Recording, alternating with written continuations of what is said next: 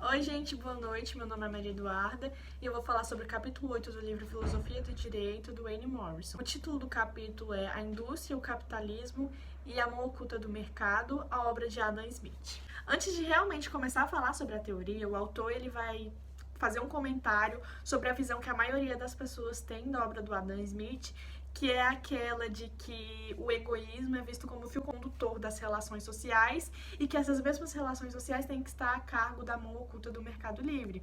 E ele fala que essa visão é muito simples e muito grosseira, porque para ele é mais do que isso. Porque na interpretação dele, o Adam vai tentar desenvolver uma teoria embasada na forma em que ele enxerga a condição humana.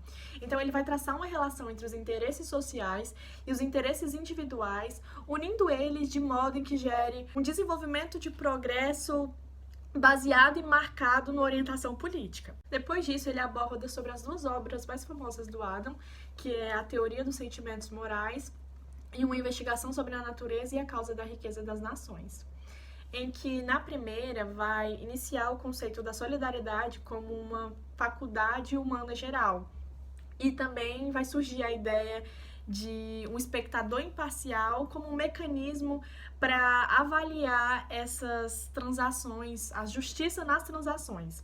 Já a segunda obra, que é A Riqueza das Nações, ele vai abordar sobre a natureza egoísta do ser humano e a divisão do trabalho. Depois dessas pontuações iniciais, a sequência de ideias vai começar com a afirmação de que o crescimento econômico só é possível quando algumas pessoas na sociedade têm uma quantidade de matéria-prima ou de bens manufaturados maiores do que as suas necessidades. Esse excesso vai ser capaz de gerar uma oportunidade de que outras pessoas de outros graus de necessidade também possam realizar um comércio. A partir daí, uma pessoa vai se especializar na produção de determinado produto, quando a demanda dele assegurar que ela tem as suas necessidades supridas em troca dessa produção. Aí inicia-se a divisão do trabalho. E essa especialização mínima vai ser essencial para o aumento da produtividade e para o começo da produção em massa. Em seguida, ele vai tocar num ponto essencial, que é de que todas essas atividades econômicas são realizadas em prol do interesse pessoal. Só que ele vai fazer uma pontuação, que o capitalista, apesar de estar visando lucro, ele satisfaz as necessidades sociais e contribui para o bem-estar geral. Esse bem-estar geral vai ser conceituado como o aumento dos bens de consumo e a satisfação de seu uso, que nessa mesma lógica só vai ser alcançada de uma forma melhor se for permitido que as pessoas persigam os seus interesses. E daí é onde ele vai tocar no direito, porque essa mão invisível do mercado vai fazer o indivíduo lutar por coisas que antes não eram a sua intenção, e o direito vai estabelecer as condições essenciais para que essa economia possa funcionar. E para o Adam Smith, essa visão de lucro não é considerada um problema, porque o egoísmo ele reconceitua como, na realidade, um amor próprio. Só que é um amor próprio tão grande que causa dano e descaso para com as outras pessoas. Mas ainda assim, esse egoísmo não é o fator dominante da ação humana. E é aí onde ele vai chegar no conceito de solidariedade e vai desenvolver melhor esse conceito. Ele fala que todas as coisas que o ser humano faz são voltadas para os seus interesses.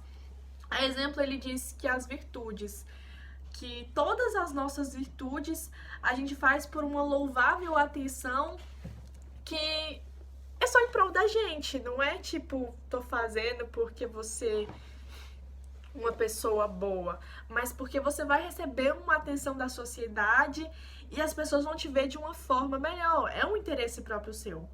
E aí é que ele vai explicar que a solidariedade é responsável por atenuar isso, por atenuar esse egoísmo. Daí é importante fazer um parêntese, porque essa solidariedade que ele apresenta não é aquela solidariedade relacionada a uma intuição absoluta e correta que a gente tem do que é justo, igual muitas pessoas enxergam o que é solidariedade, mas é a capacidade de poder participar do sentimento dos outros, porque é uma comparação do nosso sentimento com o sentimento da outra pessoa. E por ter o conhecimento daquela emoção e por analisar aquela situação, vai surgir uma ideia de bem ou mal. Então, não é só flores. Essa solidariedade é a base do nosso julgamento da propriedade e do mérito do sentimento das outras pessoas. Diante dessa lógica, as coisas só vão parecer justas se elas estiverem em consonância com as emoções solidárias de quem está de fora, de quem está observando. Então ele destaca que também é importante a gente fazer o autojulgamento a partir de uma perspectiva externa, é claro. E assim, se a gente se sentir solidário ou não com os nossos próprios sentimentos, é que vai vir a aprovação ou não. Com essa ideia de aprovação das nossas ações e das ações de outros indivíduos a partir de uma solidariedade, é que vai se ter uma perspectiva das regras como generalizações provenientes de condutas particulares que outras pessoas tiveram e despertaram um sentido de adequação e de mérito na humanidade. Então, seguir e ter respeito pelas regras vem da correspondência dos nossos sentimentos em relação a elas. Aí surge o senso do dever, que é um motivo para agir quando a gente carece do sentimento apropriado para compreender. Com isso, existem vários conjuntos de regras diante da sociedade, só que dentre todas, as que se desenvolveram com a maior exatidão foram as de justiça. Depois de toda essa parte da teoria apresentada, vai surgir um questionamento no capítulo debatido pelo Wayne Morrison, que é se há alguma garantia absoluta das ideias expostas por Adam sobre um balanceamento do egoísmo através de uma solidariedade. Só que isso é um exercício reflexivo, não é uma garantia metafísica. Para que isso fosse possível, seria necessário uma ordem natural que vai além da interação humana, e não é o que acontece. Esse balanceamento, toda essa teoria do Adam Smith é baseada nos princípios da natureza humana. A respeito do espectador imparcial, que também é discutido nessa parte do capítulo, a gente vê que ele vem da separação entre o homem exterior e o homem interior, em que o primeiro, ele evita a censura e busca a aprovação, e o segundo, a partir de uma reflexão mais profunda das suas qualidades, ele busca o mérito e repulsa a reprovação. É desse segundo homem, o homem exterior, que vem o espectador imparcial. Em seguida, outra questão abordada é o papel do direito positivo e da punição como garantias da sociedade comercial moderna. Ele compara a vida social e os conflitos como uma corrida, em que quando alguém infringe as regras, essa pessoa vira objeto de ódio e indignação. É a solidarização do ressentimento do outro. Esse ressentimento ocorrido vai gerar reações críticas sobre o agressor, só que só essas reações não são capazes de impedir tais comportamentos. Daí o porquê do reforço pelas sanções. Oi, meu nome é Ana Carolina Coelho dos Santos e eu vou dar continuidade às apresentações falando sobre Jeremy Bentham. Mas antes de tudo, para ficar um pouco mais didático, eu quero que vocês pensem no seguinte exemplo comigo. Eu tenho um médico e ele está num dilema muito grande. De um lado, ele tem 5 pacientes que precisam de transplante de 5 órgãos diferentes, e do outro, ele tem um paciente saudável que foi só fazer um exame de rotina. Esquecendo um pouco o direito. Vocês acham que esse médico deve matar o paciente saudável e doar os órgãos dele para as pessoas que estão precisando? Vocês acham que isso é moralmente correto? O ponto que eu quero chegar é justamente nessa moral consequencialista, uma moral em que só importam as consequências, só importam os resultados. E o filósofo consequencialista mais importante foi Jeremy Bentham, e eu vou falar dele a partir de agora. O Bentham era adepto da teoria utilitarista, que se propunha a criar a teoria da justiça, que era basicamente dizer se uma coisa era certa ou errada. Essa teoria da justiça, na verdade, nos elucida a fazer determinadas escolhas em determinadas situações. Mas o que era fazer a coisa certa para os utilitaristas? Para eles, fazer a coisa certa era fazer a coisa que tinha maior utilidade.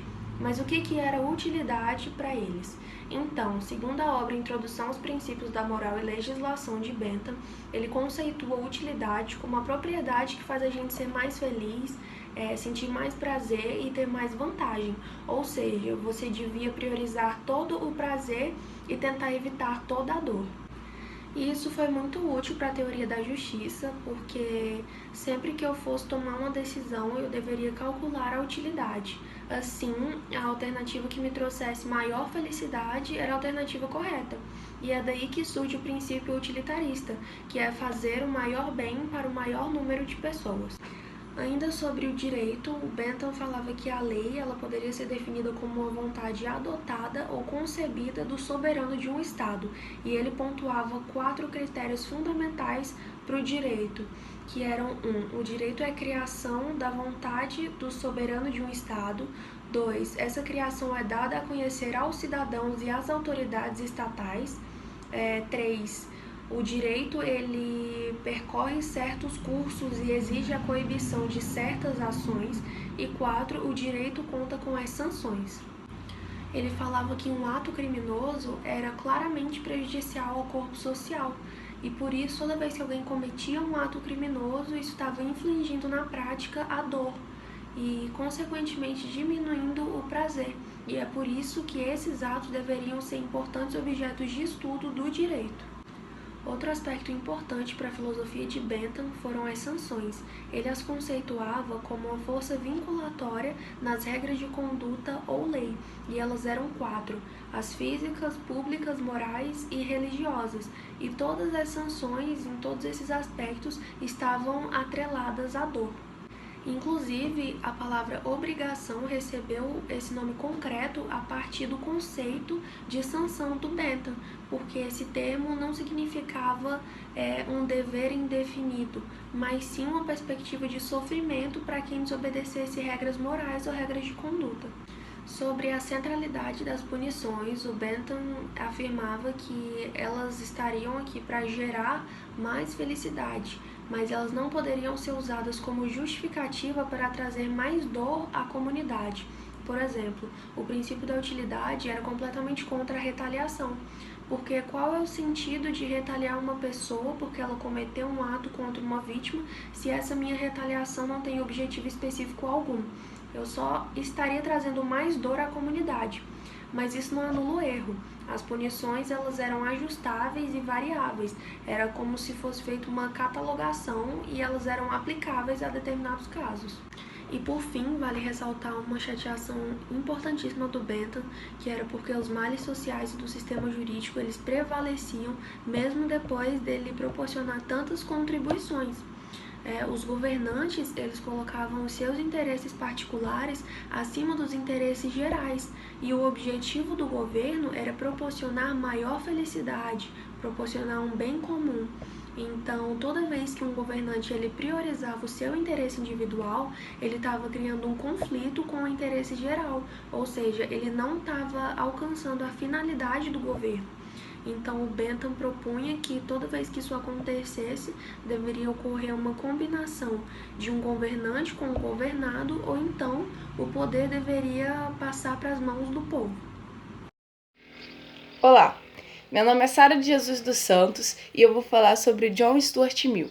Bom, John Stuart Mill foi um filósofo inglês criado sob o ideal do utilitarismo. Então, ele foi apresentado desde cedo às concepções de Jeremy Bentham.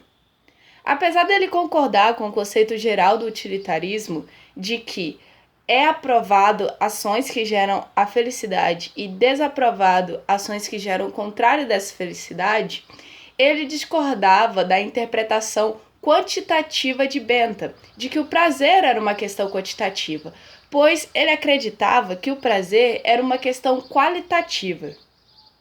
Ou seja, diferente de Bentham, ele acreditava que o trivial não poderia ser tão bom quanto a poesia, porque como algo que não gera gratificação poderia gerar felicidade? O prazer se apresentava como algo impossível de se mensurar matematicamente, porque a ciência não consegue alcançar inteiramente o indivíduo, dado que ele também é detetor de características emocionais e abstratas, como a imaginação. Essa crença foi o que levou John Mill a buscar um princípio pelo qual pudesse governar a sociedade e criar a verdadeira felicidade humana. O primeiro princípio é o princípio de dano ou liberdade. Ele alega que a autodefesa é a única justificativa que a humanidade pode dar para interferir individualmente ou coletivamente nas questões do indivíduo. Ou seja, desde que não esteja causando dano físico ou patrimonial a outra pessoa, o indivíduo pode realizar qualquer ação, inclusive se essa ação prejudicar ele próprio. Porém, a ofensa não se caracteriza como dano, é apenas o dano físico ou patrimonial. O autor também dialoga sobre 4 razões para conservar o princípio da liberdade e respeitar a opinião alheia. A primeira é que se uma opinião for silenciada, não há como provar que ela estava errada, e o silenciador não conseguiria comprovar a autenticidade do seu argumento. A segunda é que, ainda que a opinião silenciada estivesse errada, ela poderia ter algo de correto. Então, não seria alcançado a verdade absoluta que resulta do conflito de opiniões divergentes. A terceira é que o silenciador só poderia comprovar a veracidade do seu argumento se houvesse contestamento de opiniões divergentes. A quarta é que o princípio da liberdade em si não seria efetivado se houvesse privação de ideias. Esse posicionamento de defesa à liberdade de John Mill é derivado da vontade de criar um meio social aberto à divergência de ideias e pensadores libertos desse despotismo de costume que estava instaurado na Inglaterra vitoriana, que mais aproximava as pessoas de máquinas do que da sua própria humanidade. Portanto, é necessário que a sociedade possua pessoas com diferentes projetos de vida e ideais antagônicos, pois é justamente essa diversidade que vai gerar a individualidade racional e o progresso social, como o desenvolvimento de novas tecnologias. Assim, o autor apresenta duas formas de utilidade, as inferiores e as superiores. As inferiores está relacionada à forma de pensar mecânica, que deixa o pensamento rígido e uniforme. Já as superiores está relacionada ao autoconhecimento e à capacidade de argumentar do indivíduo, que o faz analisar estilos de vida alternativos. Internalizado pelo otimismo, John Mill fielmente acreditava que, com o tempo, uma sociedade moderna pautada na liberdade e na diversidade faria com que as pessoas aprendessem com os erros dos outros, diminuindo a porcentagem geral de erros, o que ajudaria a justiça. Além disso, também seria desenvolvida uma tolerância social para o pensamento alheio. Essa foi a apresentação relacionada ao capítulo 8. Obrigada pela atenção.